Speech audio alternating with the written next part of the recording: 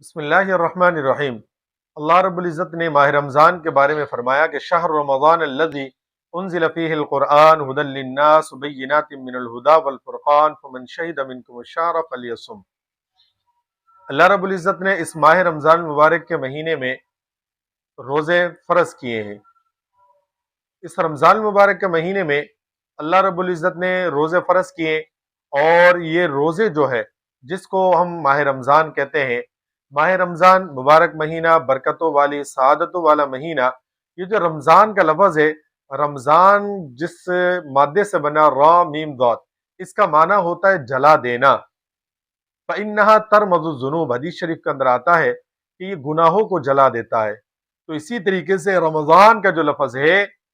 یہ کسی بھی چیز کو جلا دیتا ہے، اور اللہ نے جو روزے کے بارے میں، روزے کے مہینے کو رمضان کہا گیا ہے، یہ انسان کے گناہوں کو وہ جلا دیتا ہے، انسان کے گناہوں کو وہ مٹا دیتا ہے۔ اور رمضان کا جو مہینہ ہے، حدیث شریف کے اندر اللہ کے نبی صلی اللہ علیہ وسلم نے فرمایا کہ رجب یہ میری امت کا مہینہ ہے۔ میری امت کی فضیلت جس طرح باقی امتوں پر ہے، اسی طریقے سے رجب کے مہینے کی فضیلت ہے۔ اس امت کی فضیلت، کوئی بھی امت جنت میں نہیں جا سکتی جب تک کہ امت محمدیہ نہ چلے جائے۔ اللہ کے نبی صلی اللہ علیہ وسلم نے آگے ارشاد فرمایا کہ شعبان کا مہینہ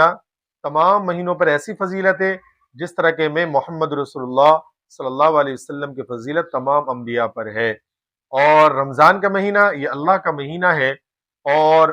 اس مہینے کی فضیلت باقی مہینوں پر اس طرح ہے جس طرح کہ اللہ جل شانہ کی فضیلت تمام مخلوق اور تمام دنیا اور جتنے بھی چیزیں ماسوائے خالق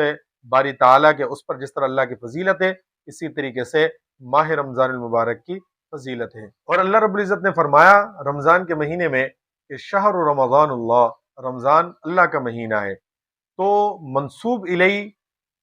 کسی چیز کی نسبت کسی منسوب کی طرف کی جائے تو اس کی اہمیت بھی، عظمت بھی بڑھ جاتی ہے منسوب الیہ کی وجہ سے۔ جس طرح کہ آپ بیت اللہ کو دیکھ لیں، وہ دیواروں سے بنی ہوئی ہے، اینٹوں سے بنی ہوئی ہے، لیکن جب اس کی نسبت بیت اللہ اللہ کی طرف کر دی گئی تو اس کی عظمت، اس کی شان اور زیادہ ہو گئی ہے۔ اور اسی طریقے سے حدیث قدسی کے اندر اللہ رب العزت نے فرمایا الصوم لی وانا اجزی بہ، کہ روزہ میرے لیے رکھا جاتا ہے اور اس کا بدلہ بھی میں ہی دوں گا۔ اور اللہ کے نبی صلی اللہ علیہ وسلم نے فرمایا کہ ماہ رمضان مبارک کے مہینے میں انسان ایک فرض ادا کرتا ہے، اس کو 70 فرضوں کا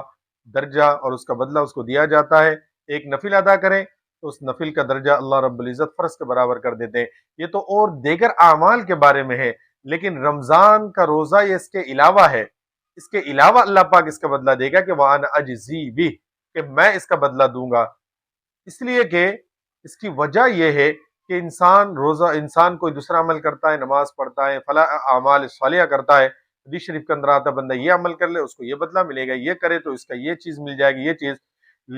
اور ان اعمال کا انسان کو ہیئت اور صورت اس کی نظر آ رہی ہے۔ ایک بندہ نماز پڑھتا ہو تو اس کو نظر آتا ہے کہ بھئی یہ بندہ کوئی عمل کر رہا ہے، اور ایک بندہ جب تسبیحات پڑھتا ہو تو تسبیح کے دانوں کو گھما رہا ہوتا ہے، تسبیحات وہ کر رہے ہوں، تسبیح نہ بھی پڑھا، تسبیح کا چھرا اس کا ہاتھ میں نہ ہو، کم از کم انگلیوں پہ جب وہ شمار کر کے تسبیحات کو پورا کر رہے ہوں، دکھنے والے کو معلوم ہوتا ہے کہ بندہ کوئی عمل کر رہا ہے۔ اور اسی طریقے سے صدقات و خیرات بندہ کرتا ہے، مال خرچ کرتا ہوا نظر آتا ہے، لیکن روزہ ایسا عمل ہے کہ جب تک بندہ اپنی زبان سے نہ کہہ دے تو بندے کو پتہ نہیں چلتا کہ اس بندے نے روزہ رکھا ہے کہ نہیں۔ ہمارے معاشرے کے اندر بھی آپ دیکھ لیں کتنے لوگ ایسے ہیں، گھر میں کھا پی کے منہ ہاتھ سے صاف کر کے نکل آتا، بالکل نہیں پتہ لگتا ہے، روزے دار سے بڑا روزے دار اس کو نظر آتا ہے، لیکن حقیقت میں یہ ہے کہ اس نے بتایا نہیں ہے، تو یہ پتہ نہیں چلتا کہ بندہ اس نے روزہ رکھا ہے یا روزہ نہیں رکھا ہے۔ اللہ پاک ہم سب کو ماہ رمضان المبارک کی قدر اور اس کے روزے رکھنے کی توفیق عطا فرمائے۔